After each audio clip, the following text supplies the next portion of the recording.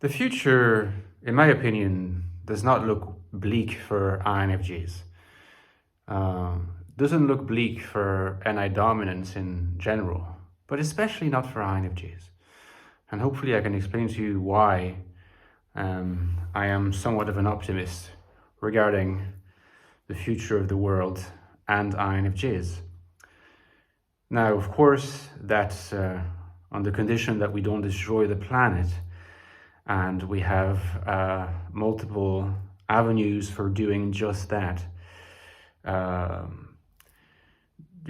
Climate destruction, climate change, nuclear destruction, and other things. Maybe these two things mostly. But just like controlling for these possibilities, which are unfortunately real possibilities, what are our grounds for believing that the future looks actually better than the present for INFJs? Because that's what I think. All right. Now, of course, in the Infinite Soul, my latest book on the INFJ, which you can get at the link below, INFJ Life in the Modern World, as the title of this book indicates, I do look at INFJs in the modern world and look at how even in this world right now, the modern world, the contemporary world, it is possible to lead an authentically fulfilled and meaningful INFJ existence. But I also acknowledge that the world as we experience it is felt to be hostile by a lot of INFJs. And it's true that even in the Infinite Soul, what I explain is that we need to carve out our space. I call it islands of spirit. But if what I'm saying is that the optimal strategy is to carve out our space, it does mean that we need to find that space. The world doesn't offer it to us easily, okay? And that's the contemporary world. That's modernity. Modernity, very closely associated with technology, with production, productivity, with a society, particularly of the West, of the image, of the fantasy, of the simulacrum, advanced capitalism, automation, AI.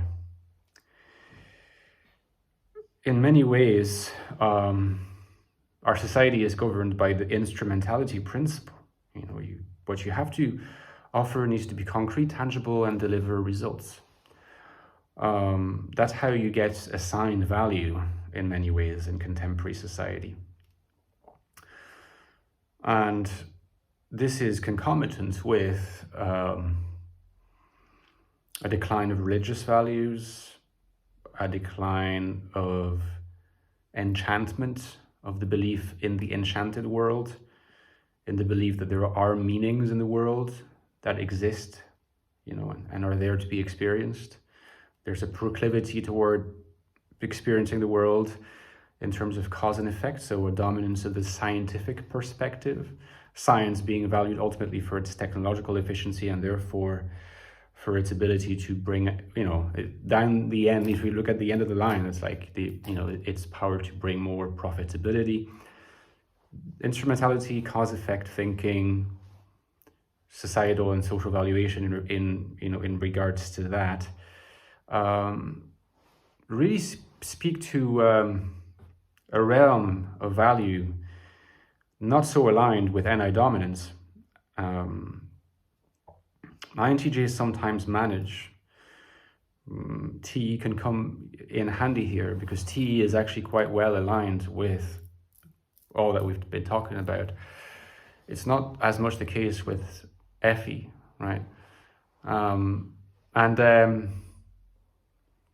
If you looked at all the 16 types, and you consider the simultaneous observation we make of the worship of technology combined with the decline in spiritual worshipping,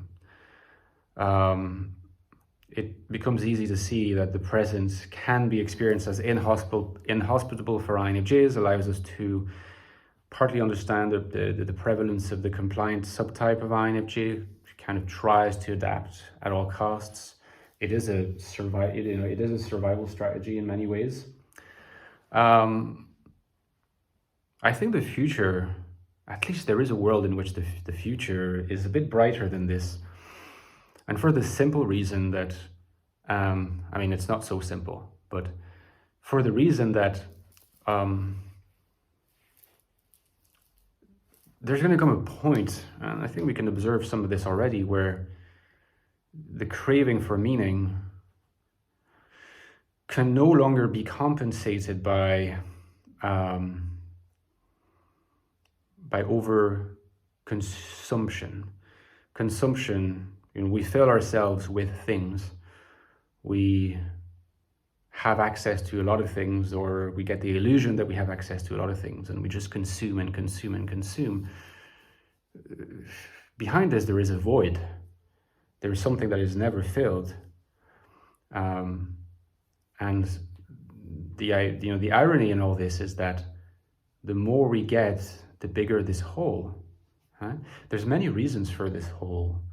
It's not just about a decline in the valuation of meaning, although of course that is part of the picture.